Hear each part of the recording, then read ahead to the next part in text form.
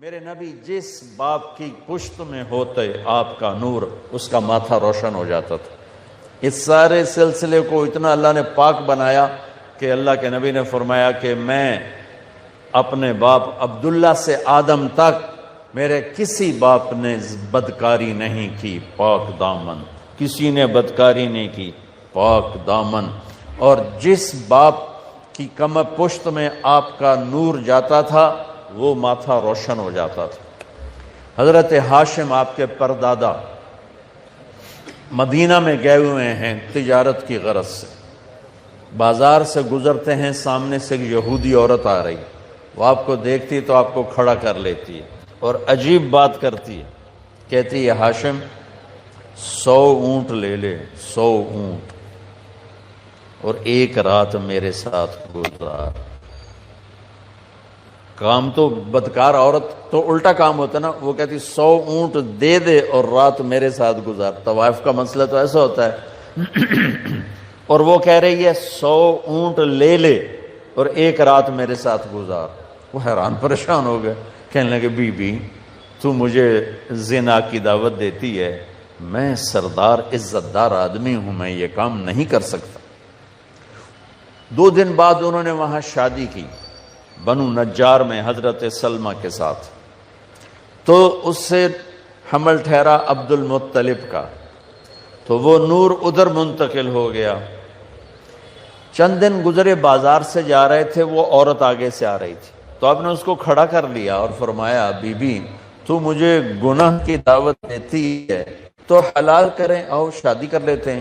تو اس نے یوں دیکھا اور کہنے لگی ہاشم مجھے غلط نہ سمجھنا، میں کوئی بازاری عورت نہیں ہوں، عزت دار ہوں، میں نے جو تمہیں رات کی پیشکش کی تھی وہ تیرے ماتھے پر آخری نبی کا نور تھا، میرا جی چاہ وہ امانت میرے پیٹ میں آ جائے، پر وہ تو سلمہ لے گئی، جاؤ مجھے کوئی حاجت نہیں ہے۔ یہ واقعہ آپ کے باپ کے ساتھ پیش آئے۔ حضرت عبداللہ بازار میں تشریف لے جا رہے ہیں تو ایک عورت نے آپ کو دیکھا تو کہنے لگی عبداللہ تیری جان بچانے میں 100 اونٹ لگے تھے، تو وہ 100 اونٹ میں دیتی ہوں، تم ایک رات میرے ساتھ گزار لو۔ جو پیشکش دادے کو ہوئی وہ پوتے کو ہوئی۔ 100 اونٹ تیری جان بچانے پہ لگے تھے۔ وہ جان بچانے پہ کیسے لگے تھے؟ مکے پر قبضہ تھا بنو جرہم کا، تو اس کے بعد بنو خزاعہ نے اس پہ حملہ کر کے قبضہ کر لیا۔ تو انہوں نے کیا کیا، جب وہ بھاگے بنو جرہم تو انہوں نے جو تھا کنواں زمزم وہ بند کر دیا، اس میں مٹی ڈال دی، پتھر ڈال دیے، برابر کر دیا، اور 300 سال وہ چشمہ بند رہا، 300 سال وہ کنواں بند، 300 سال۔ جب حضرت عبد المطلب مکے کے سردار بنے، حضرت ہاشم کے انتقال کے بعد، تو انہوں نے خواب دیکھا، کوئی کہہ رہا ہے پاک پانی نکالو، اور خواب ختم ہو گیا۔ اگلے دن پھر خواب دیکھا، کوئی کہہ رہا ہے پاک پانی نکالو، اور آنکھ کھل گئی۔ تیسرے دن پھر خواب دیکھا، کوئی کہہ رہا ہے پاک پانی نکالو، تو اب آنکھ نہیں کھلی۔ آپ نے خواب میں پوچھا وہ پاک پانی کیا ہے، کدھر ہے؟ تو آواز آئی کل تم بیت اللہ کے بیٹھنا صحن میں، ایک کوا آئے گا، وہ آ کر ایک جگہ 3 دفعہ ایسے ٹک ٹک ٹک کرے گا، چونچ سے ٹھونگ مارے گا، جہاں وہ ٹھونگ مارے گا وہاں وہ پاک پانی ہے جو اسماعیل کی ایڑیوں سے نکلا تھا۔ آنکھ کھل گئی۔ صبح انہوں نے سرداروں کو اکٹھا کیا اور کہا بھائی میں نے یہ خواب دیکھا ہے، تو نہ صبح ہوئی تو جا کے بیٹھ گئے بیت اللہ میں، تو بالکل کوا آیا، بیٹھا اور 3 دفعہ ٹک ٹک ٹک اور اڑ گیا۔ تو انہوں نے فوراً اپنے خاندان کو اکٹھا کر کے کہا کہ وہ جو ابراہیم علیہ السلام کا زمزم کھلا تھا اور اسماعیل کے پیڑیوں سے نکلا تھا کنواں، وہ یہاں ہے، آؤ اس کو کھو دیں۔ تو وہ سارے کہنے لگے 300 سال لگ ٹپ گئے، پہاڑی کنواں کتھے رہ گیا بابا، ایک کم آپا کولو نہیں ہوندا۔ انہوں نے کہا تم کرو نہ کرو، میں نے تو خواب دیکھا ہے، مجھے کرنا ہی کرنا ہے۔ تو انہوں نے اپنے بیٹے کو لے کر نہ کام شروع کر دیا۔ اس وقت ان کے صرف ایک بیٹے تھے، ان کا نام ہے حارث۔ اب 2 پیو پتر اگو پتھراں نال واسطہ لڑ کدالا نال تھک پے۔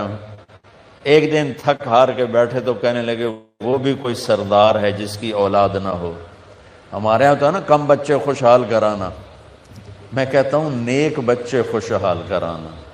وہ ایک ہی تو ہو بے سپ ورگا خوشحال ہوئے گا، ایک ہی بیٹا ہو اور نافرمان ہو، اس گھر میں خوشی آئے گی۔ اور 10 بچے ہوں اور فرما بردار ہوں، کتنی خوشی ہوگی۔ کم بچے خوشحال کرانا نہیں، نیک بچے خوشحال کرانا۔ چھوٹا خاندان زندگی آسان ہے، سارے تو انہوں بیوقوف بنا رہے ہیں۔ چھوٹے خاندان سے زندگی آسان نہیں ہوتی، نیک خاندان زندگی آسان۔ ان کی اپنی نسل ہو گئی ہے ختم، جو کہ اللہ نے مجھے بہت پھرایا ان مغربی ملکوں میں۔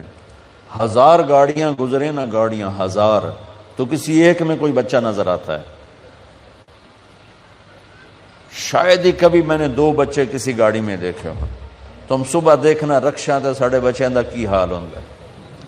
ماشاءاللہ گاڑی کی ڈگی میں بھی بچے بیٹھے ہوتے ہیں، اور ڈرائیور کے دائیں بائیں 5 بیٹھے ہوتے ہیں۔ وہ سارے ہمارے جو رکشہ ڈرائیور ہیں، یہ وہ کیا تھا، وہ موت کا کھو، یہ اس کے ڈرائیور ہیں سارے۔ 20 بچے ہمارے رکشے میں جا رہے ہوتے ہیں، ڈگی میں جا رہے ہوتے ہیں۔ ان کی نسل ہو گئی یا ختم، وہ ہماری ختم کرنا چاہتے ہیں۔ کم بچے خوشحال گھرانا، یاد رکھنا، نیک بچے خوشحال گھرانا، نیک بچے خوشحال گھرانا، کم بچے نہیں، نیک بچے خوشحال گھرانا۔ خوش قسمت ہے وہ ماں باپ جن کو اللہ نیک اولاد دے، زیادہ دے۔ کہنے لگے وہ بھی کوئی سردار ہے جس کی اولاد نہ ہو۔ اگر اللہ نے مجھے 10 بیٹے دیے، ایک کو اللہ کے نام پہ ذبح کر دوں۔ اللہ نے 10 کے 15 دے دیے۔ جب وہ سارے جوان ہو گئے تو ان کو اکٹھا کر لیا کہ دیکھو بچوں، میں نے قسم اٹھائی تھی کہ جب مجھے اللہ نے 10 دیے تو ایک کو ذبح کروں گا۔ اب تم 15 ہو، تم تیار ہو ذبح ہونے کے لیے؟ تو ذرا فرما برداری کا حال دیکھو۔ زمانہ کفر ہے، زمانہ ہماری اولاد تو ہمیں پانی پلا کے راضی نہیں ہے، اور وہ زمانہ کفر ہے، اور کہتے ہیں ابا جس کا ہاتھ پکڑے گا وہ ذبح کے لیے تیار، ذبح کے لیے۔ تو انہوں نے فرمایا کہ نہیں، میں نا قرآن اندازی کروں گا۔ تو انہوں نے سب کے نام لکھ کر نا قرآن ڈالا، تو قرآن نکلا حضرت عبداللہ کا، میرے نبی کے والد محترم۔ اور یہ سب سے زیادہ پیارے تھے آپ کو، عبد المطلب کو دل ان کا مٹھی میں آ گیا، لیکن سرداری کی شان اور سرداری بول، انہوں نے چھری اٹھائی اور کھڑے ہو کے یہ دیکھا تو مکے میں کوہرام مچ گیا۔ عورتیں آ گئیں، عرب سردار آ گئے۔ ایک عرب سردار بیچارے کو ایمان تو نصیب نہ ہوا، ان کے بیٹے بہت بڑے صحابی بنے، عمر بن عاص بن وائل۔ تو عاص بن وائل وہ سامنے آ گیا، کہنے لگا عبد المطلب یہ کام نہیں ہوگا۔ تو عبد المطلب فرمانے لگے یہ کام ہوگا، یہ سردار کا بول ہے، یہ پورا ہوگا۔ تو عاص بن وائل کہنے لگے تیرے اگو کیڑا کمی کھلوتا، ابھی سردار کھلوتا ہے، میں یہ کام نہیں ہونے دوں گا۔ تو وہاں جھگڑا شروع ہو گیا، سارے مکے والے عاص بن وائل کے ساتھ ہو گئے، عبد المطلب تنہا رہ گئے۔ پھر کہنے لگے بس پھر ایک شرط ہے کہ وہ نجران میں جو ایک کاہنہ ہے قطبہ، وہ اگر کہہ دینا کہ اس کو چھوڑ دو تو چھوڑوں گا، ورنہ میں اسے ذبح ہی کروں گا۔ تو مکے کے سورا مجمع، بہت بڑا مسارہ تو نہیں، بہت بڑا مجمع قریش کا، نجران کئی 100 میل دور ہے، وہ وہاں پہنچا اس کاہنہ کے پاس۔ نجومی ٹائپ لوگ ہوتے تھے، اس کو کاہنہ کہتے تھے۔ تو کہا بھائی یہ ہمارا مسئلہ ہے، اس کا باپ کہتا ہے میں نے ذبح کرنا ہے، ہم کہتے ہیں یہ کام ظلم میں نہیں ہونے دیں گے، تو اب بتاؤ ہم کیا کریں؟ تو اس نے بڑا عجیب فیصلہ دیا، اس نے کہا یہ بتاؤ جب تمہارے یہاں کوئی قتل ہو جاتا ہے تو قتل کا معاوضہ کتنا ہے؟ کہا جی 10 اونٹ، یعنی ایک آدمی کا کوئی عزیز قتل ہو جاتا ہے تو وہ بدلہ نہیں لیتا، کہتا مجھے معاوضہ چاہیے، تو کتنا دیتے ہو؟ کہا جی 10 اونٹ۔ تو اس کتبہ نے، اس کاہنہ نے کہا تم ایسا کرو 2 پرچیاں لو، ایک پہ لکھو عبداللہ اور ایک پہ لکھو 10 اونٹ اور قرعہ ڈالو اور دیکھو کس کا نام نکلتا ہے۔ اگر عبداللہ کا نام نکلے تو پرچی پہ 10 اونٹ اور بڑھا دو، پھر بھی اگر عبداللہ کا نام نکلے تو 10 اونٹ اور بڑھا دو، جب تک عبداللہ کا نام نکلتا رہے تم پرچیوں پہ 10 بڑھاتے جاؤ، جب اونٹوں کا والی پرچی نکلے تو اس پر جتنے لکھے ہوں وہ ذبح کر دینا اور عبداللہ کی جان بخشی۔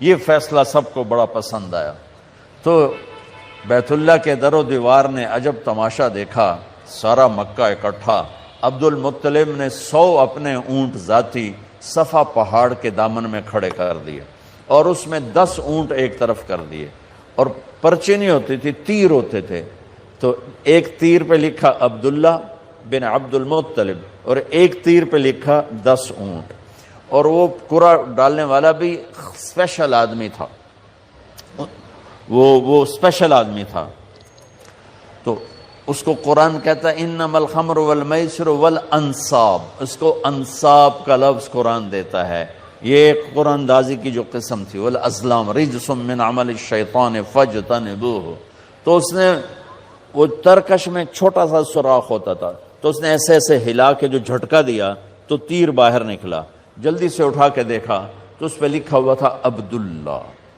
تو دوسرا تیر نکال کے اس پر لکھا 20 اونٹ اور ادھر 10 اونٹ نکال کے ادھر کر دیے، ادھر 20 ہو گئے، پھر جھٹکا دیا اس نے، اور جب اونٹ تیر اٹھا کے دیکھا تو لکھا تھا عبداللہ، پھر 30 کر دیے اور ادھر لکھا 30 اونٹ، پھر جھٹکا دیا تو نکلا عبداللہ، تو ادھر 40 کر دیے، ادھر بھی لکھا 40 اونٹ، پھر جھٹکا دیا نکلا عبداللہ، ادھر 50 کھڑے کر دیے، ادھر لکھا 50 اونٹ، پھر جھٹکا دیا تو نکلا عبداللہ، تو ادھر 60 کر دیے اور ادھر لکھا 60 اونٹ۔ اب سارے مکے والوں کے رنگ فقط اور دل دھک دھک کہ یہ کیا ہو رہا ہے، عبداللہ عبداللہ عبداللہ ہی نکلیا جا رہا ہے، بنے گا کی؟ پھر دوبارہ جھٹکا دے کے پھینکا تو نکلا عبداللہ، تو ادھر کر دیے 70 اور ادھر لکھ دیا 70، پھر جھٹکا کر دیا تو نکلا عبداللہ، تو 80 کر دیے، پھر جھٹکا دیا عبداللہ تو 90 کر دیے، پھر جھٹکا دیا عبداللہ تو 100 کر دیے، تو عبد المطلب کے ماتھے پر بھی پسینہ آ گیا، ہن تو اٹھ ہی موک گئے، ہن کی بڑھنا ہے، 100 اونٹ کوئی تھوڑی جی گل تو کوئی نہیں اس زمانے میں خاص طور پر، تو سب مکے والوں کے رنگ زرد ہو گئے کہ اب کیا ہوگا، سبحان اللہ۔ اب جو پھینکا تو اٹھا کے دھڑکتے دل کے ساتھ دیکھا تو نکلا 100 اونٹ، عبداللہ والا تیر نہیں نکلا، 100 اونٹ والا تیر نکلا، سب نے نعرہ لگایا ہو گیا کام۔ عبد المطلب کہنے کے ہویا نہیں، حالی میں ایک باری اور کرنا ہے، دوبارہ ڈالا، دوبارہ پھینکا تو نکلا 100 اونٹ، سب نے کہا ہو گیا کام، کہا نہیں حالی نہیں ہوا، ایک باری اور کرنا ہے، پھر تیسری دفعہ ڈالا، پھر پھینکا تو نکلا 100 اونٹ، تو پھر اس پر سب نے سجدہ شکر ادا کیا، اور عبد المطلب نے اپنے ہاتھوں سے 100 اونٹ ذبح کیے اور تقسیم کی، اور حضرت عبداللہ کی جان بچی۔ اس واقعے کی طرف اشارہ کر کے ایک عورت کہتی ہے عبداللہ ایک رات میرے ساتھ گزار لے، اور 100 اونٹ جو تیرے اوپر قربان کیے گئے تھے وہ میں نقد دیتی ہوں 100 اونٹ، اور ایک رات میرے ساتھ گزار لے۔ وہ بھی کون تھی؟ شریف زادی تھی، پہلی کتابوں کی جاننے والی تھی۔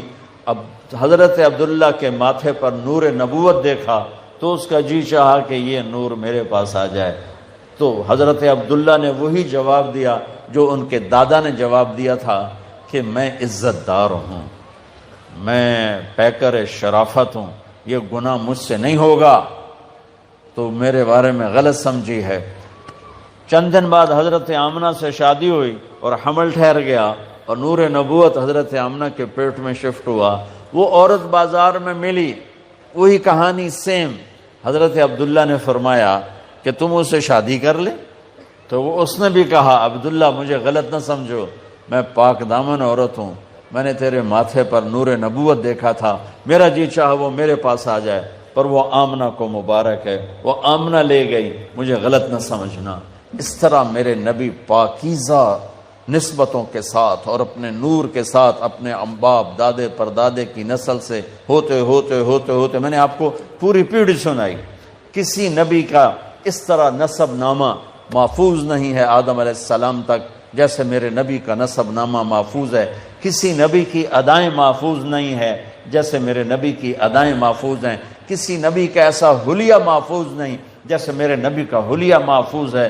رجلا ظاہر الوضاء ابلج الوجه حسن الخلق لم تعبه ثجلا ولم تزر به سعلا وسيم قسيم في عينيه دعج في صوته سهل في أشفاره وطف في لحيته كثافة في عنقه سطع وسيم قسيم سبحان الله أزج أقرا أحول أكحل إن تقلم علاه البهاء وإن سكت علاه الوقار۔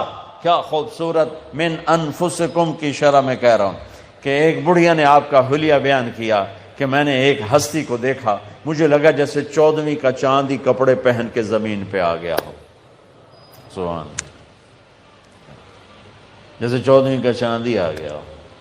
حسن غلام، جوانی آپ پر فدا، نورانی چہرہ، خوبصورت آنکھ، لمبی پلکیں، گلابی ہونٹ، چاند کی طرح چمکتے ہوئے دانت، خوبصورت داڑھی، لمبی گردن، گلابی گال، مسکرائیں تو موتی اور پھول جھڑیں، بولیں تو نور چھا جائے، خاموش ہو تو وقار چھا جائے، کشادہ ماتھا، گول بھویں، بغیر بال کے، خوبصورت سر، گھنگریالے نیم گھنگریالے بال، سوال بطن و صدر، سینہ پیٹ برابر، سیدھا